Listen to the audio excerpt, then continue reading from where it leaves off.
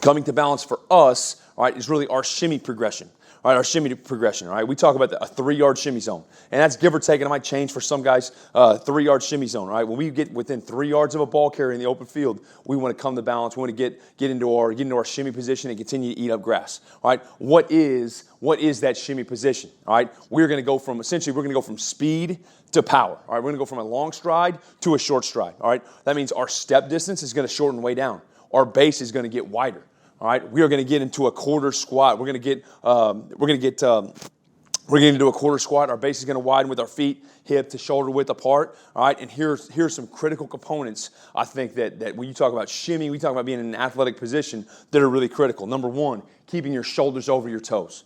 All right, keeping your shoulders over your toes. What does that imply? We're continuing to eat up space. When guys get their cleats stuck in the ground, what happens? A lot of times, hey, their nose is behind their toes. All right, we want to get our shoulders over our toes. So we're continuing to move forward. We are continuing to advance and take that space away. All right, we want to get our toes in the ground. Again, I think that goes kind of in conjunction with the last point. All right, if we are ever on our heels, all right, if we're ever on our heels, that means our center of mass is going backwards, or is going to be back. That's not what we want. Again, we want to get our toes in the ground and then get our shoulders over our toes. All right, because what does that do? That puts us in a better position to redirect if that ball carrier puts his foot in the ground, but that also means we're in a much better position to take that space away. All right.